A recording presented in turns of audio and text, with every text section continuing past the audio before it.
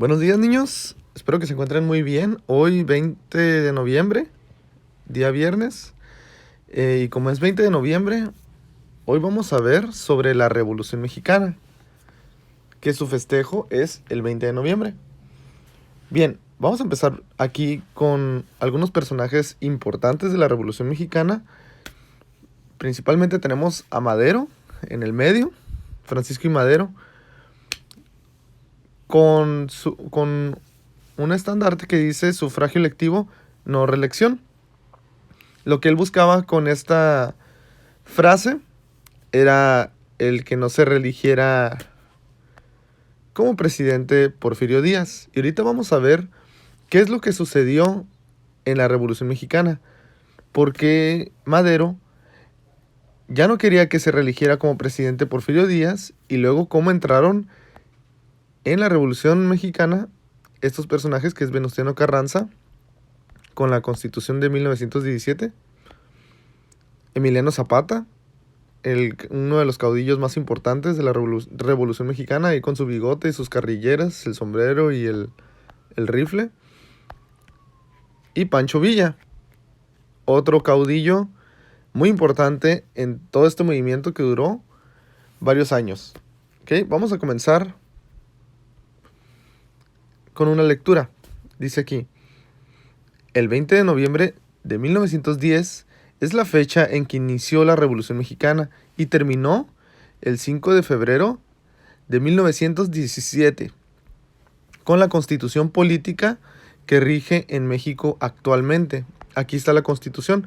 Si se acuerdan, niños, vimos en alguna clase pasada de formación cívica y ética lo que era la Constitución política. Y era el documento donde se escribían las leyes que se llevan a cabo en México para que podamos vivir en una sociedad. Pero para que esto sucediera pasaron muchas cosas, muchas muertes, muchas batallas, muchos cambios de presidencia, ¿ok? Vamos a ver a continuación la historia. Dice: Francisco Ignacio Madero, convocó al pueblo a levantarse en armas en contra del régimen de Porfirio Díaz, al que consideraba una dictadura por tener más de 30 años en el poder. Miren, aquí está Porfirio Díaz. Esta persona llevaba 30 años en el poder. Más de 30 años, ¿ok? Una dictadura, niños, significa un tipo de gobierno donde una persona solamente es la que manda, y esa persona tiene total dominio sobre las leyes. Él las puede modificar y él puede decidir qué se hace y qué no se hace. Eso no es una democracia. En una democracia se considera la opinión del pueblo, o sea, de la mayoría de la gente, para poder proponer leyes que convengan a todos, ¿ok? Pero, pero Porfirio Díaz ya llevaba más de 30 años en el poder. ¿Qué significa esto, niños? Que él no dejaba que nadie más se pusiera como presidente, sino él quería ser el único presidente hasta que dejara de vivir. Entonces, Porfirio Díaz sí fue una persona que trajo mucho progreso a México, porque trajo muchas cosas de España, como el ferrocarril, lo trajo a México, a él se le debe eso.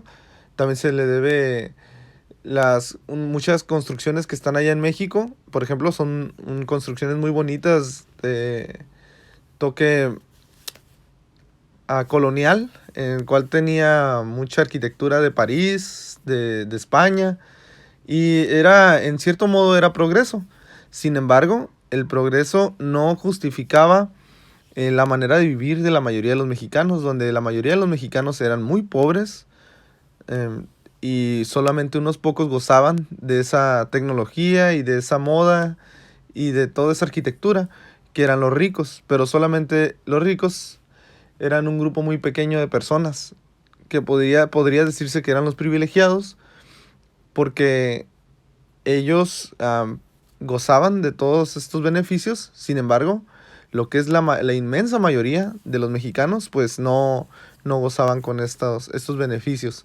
Entonces era injusto. Era injusto que hubiera tanta pobreza en México. Y miren, aquí tenemos la imagen de Porfirio Díaz. Él era así.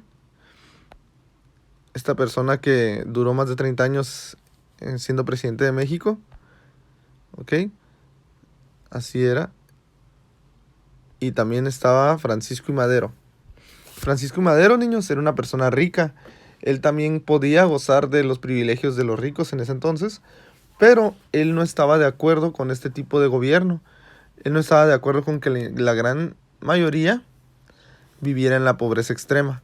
Entonces lo que quería hacer era eh, re- em, proponerse en las elecciones y que lo eligieran a él como presidente y que ya se terminara el mandato de Porfirio Díaz. Sin embargo, Porfirio Díaz no miró esto con buenos ojos y lo que hizo fue encarcelarlo. Vamos a ver aquí lo que dice. Cuando se realizaron las elecciones en junio de 1910, Porfirio Díaz y Francisco y Madero fueron los candidatos, pero el general Díaz se reeligió como presidente de México y encarceló a Madero por rebelión. Miren, niños, aquí está las manos de Francisco y Madero detrás de la cárcel, porque Porfirio Díaz, como no quería dejar de ser el presidente, lo mandó a encarcelar. Madero pudo escapar y realizó el plan de San Luis, en el que convocó a la población a levantarse en armas contra el gobierno. En el plan pedía que les regresaran a los campesinos los terrenos que les habían arrebatado. Los campesinos se unieron con Madero.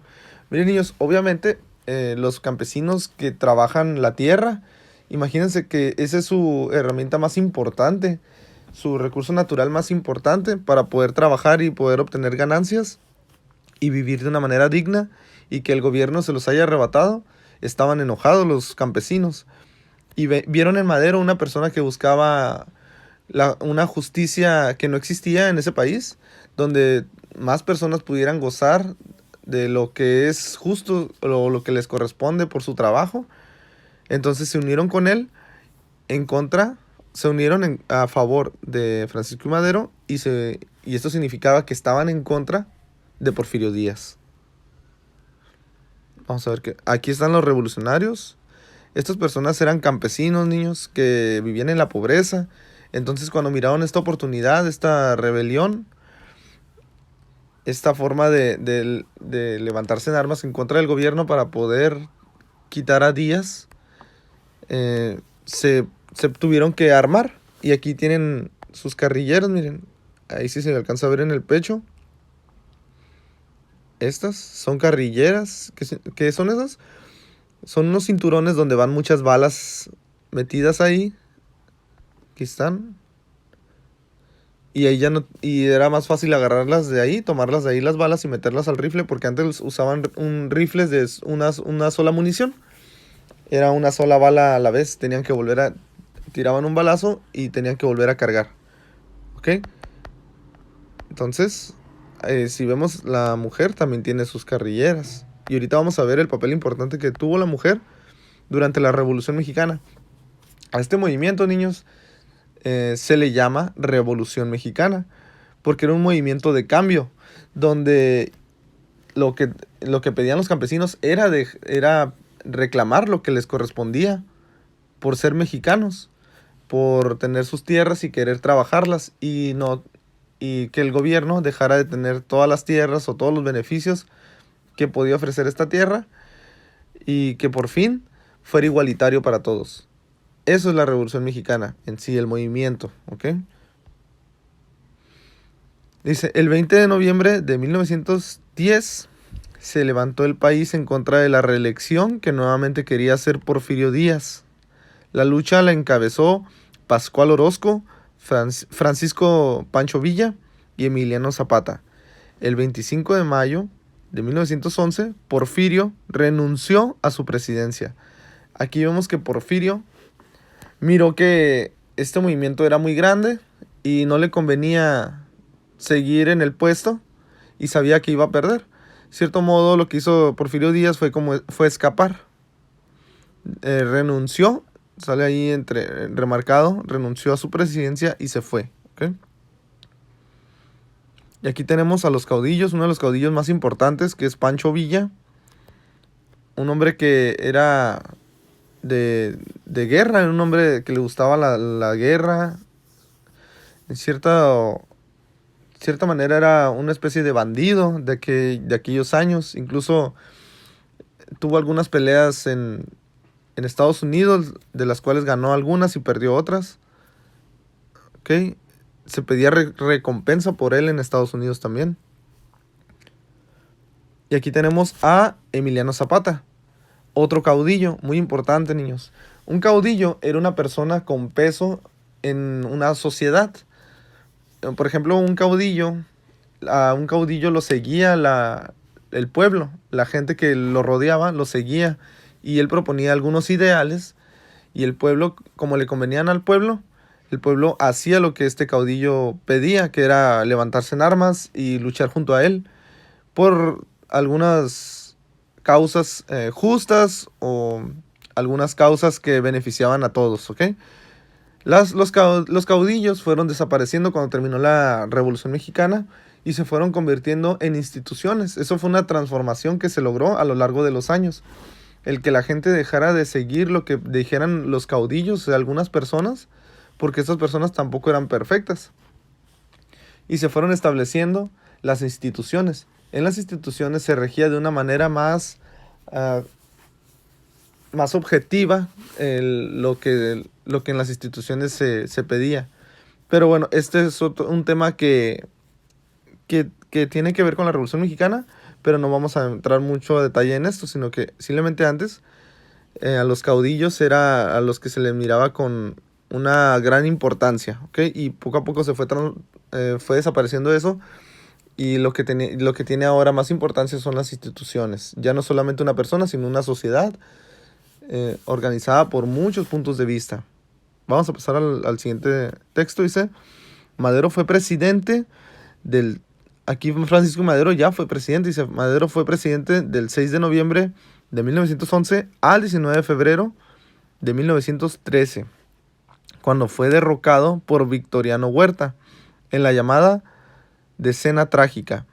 Madero fue asesinado junto con su vicepresidente, José María Pino Suárez. Como les digo, niños, aquí la manera de reclamar algún lugar o arrebatarlo era asesinando a las personas que estaban en el poder o que obstruían para los intereses de unas personas. En este caso, Victoriano Huerta quería ser presidente y lo que tuvo que hacer fue asesinar a Madero junto con su vicepresidente José María Pino Suárez. Y vamos a ver cómo era Victoriano Huerta.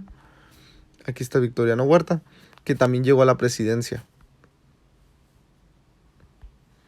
Victoriano Huerta asumió la presidencia de México, pero se opusieron Venustiano Carranza, Emiliano Zapata y Francisco Villa, ya que no simpatizaban con Carranza, lo que generó una ruptura que llevó a una lucha de guerrillas, que fue la siguiente etapa de la revolución.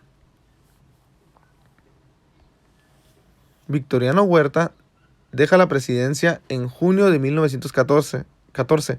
Venustiano Carranza asume la presidencia y aprueba la Constitución de 1917, que pone fin a la Revolución Mexicana y establece que ningún presidente podrá reelegirse.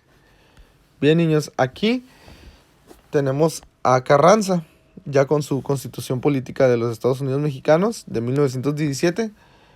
En este documento se establecía principalmente que los presidentes ya no podían reelegirse. Esto fue un gran cambio, niños, porque dejaba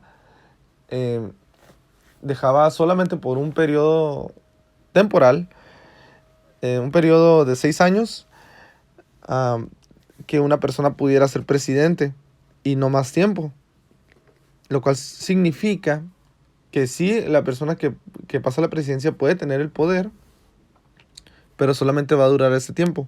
Después, la misma gente va a votar por otra persona que sea de su agrado y que la mayoría de la gente vote por él para que esa persona suba a la presidencia. Y ya no solamente una persona se esté reeligiendo una y otra vez, y de esta manera se crean los vicios políticos en los cuales una persona, por ejemplo, como en este caso Porfirio Díaz, lo que hacía era ya solamente ver las cosas a su conveniencia y la de su familia. ¿Su conveniencia cuál era? Traer moda de Europa, eh, tener una ciudad con tecnología o actualizada para ese entonces, pero solamente en su círculo, o sea, donde él vivía. Pero México no solamente es su círculo, México es toda la población y sus recursos. Entonces, un presidente tiene que ver por el bien, no de él, sino por el bien de la mayoría de la gente y los recursos del país, ¿ok? Entonces, este era un gran paso, el que ya no se pudiera reelegir un presidente, era un gran paso para lograr eso. Aquí tenemos a Venustiano Carranza, como era el verdadero y no el dibujo. Bien, niños, por ejemplo, también las mujeres tuvieron una participación muy importante en la Revolución Mexicana. Aquí tenemos a Adelita. Esta persona se unió a la guerra, se unió al movimiento armado. Y vean ahí cómo tiene sus carrilleras con sus balas. Significa que esta persona también tiraba, o sea que usaba el rifle. Incluso muchas de ellas también llevaban las carrilleras y las repartían el armamento a los campesinos que estaban en guerra. Sin embargo, si había la necesidad de que entraran en el campo de batalla, lo hacían de una manera muy valiente, porque eso era algo muy valiente para ese entonces, ¿ok? Aquí tenemos otra mujer, otra Adelita, con sus carrilleras y, y vamos a ver la participación de las Adelitas. Las Adelitas, entre las actividades que realizaban, estaban el propagar las ideas revolucionarias, pasar telegramas y correos, y lo más peligroso de sus misiones se trataba obtener información del enemigo, distribuir de armas a los grupos aliados que las que las necesitaran, y si se presentaba un conflicto, ellas entraban igual a la lucha. Y miren, niños, aquí tenemos a las mujeres con sus armas, porque también tuvieron una participación fundamental en la Revolución Mexicana. Aquí están con algunos peleadores de la Revolución Mexicana, algunos campesinos que tuvieron que ser revolucionarios, tuvieron que hacerse. Y aquí las vemos con sus rifles, ¿ok? Importantísima la participación de ellas en la revolución. Bien, niños, en la actividad de hoy, lo que vamos a hacer es elegir a 3 personajes a partir de este video de la Revolución Mexicana que sean tus favoritos. Vas a dibujarlos en el cuaderno de historia. Vas a dibujar a tus 3 personajes favoritos de la Revolución Mexicana y vas a escribir por qué son tus personajes favoritos, ¿ok? Porque cada uno de ellos es tu personaje favorito. ¿Qué es lo que más te interesó de ellos? Bien, por ejemplo, si te gustó la participación de Emiliano Zapata, porque era una persona también, era uno de esos privilegiados, aunque él vivía en el campo, pero él era terrateniente. Sin embargo, él también luchaba por la justicia y porque las cosas fueran de la mayoría de la gente y no solamente de unos pocos. O Pancho Villa, que era una especie de bandido, pero que era también una especie de Robin Hood. O sea, esto quiere decir que él también buscaba el bien de los demás, ¿ok? Y no solamente el de unos pocos. Estos eran los caudillos más importantes, niños. O también si te gustó, no sé, la participación de Madero, o si te gustó el progreso que trajo Porfirio Díaz. Tú vas a elegir los 3 personajes que más te gustaron, o las Adelitas, que tuvieron una gran participación. Vas a elegir a los 3 personajes que más te gustaron y vas a escribir el por qué te gustaron, ¿ok? Y ya para finalizar, esa va a ser la actividad de hoy. Y como una recomendación, niños, si gustan, para el día de hoy, una noche mexicana en familia, pueden pasar un momento agradable cocinando un platillo típico mexicano, como tacos dorados, como las flautas, chiles rellenos, todo eso. Jugando la lotería, pueden jugar la lotería con sus papás, o otros juegos tradicionales, escuchando música, música mexicana y conviviendo en familia, que es lo más importante, niños. ¿Ok? Miren, aquí tenemos a una persona con un sombrero y otro con una trompeta, unos tacos, se parece, con una salsa y la delita, por supuesto. Y atrás los cohetes, ¿ok? ¿Por qué? Porque hoy es una noche que se celebra la Revolución Mexicana. Bueno, todo el día. Entonces, espero que tengan un muy buen día con su familia, un día de Revolución Mexicana agradable y, lo más importante, entender qué es por qué se celebra el día de hoy, que ya lo acabamos de ver en la historia. Entonces, la tarea es esa, elegir a tus 3 personajes, escribir por qué lo son, y si gustas, con tu familia puedes hacer esta dinámica de alguna convivencia familiar, ¿ok? Que tengas un muy buen día y que la pases muy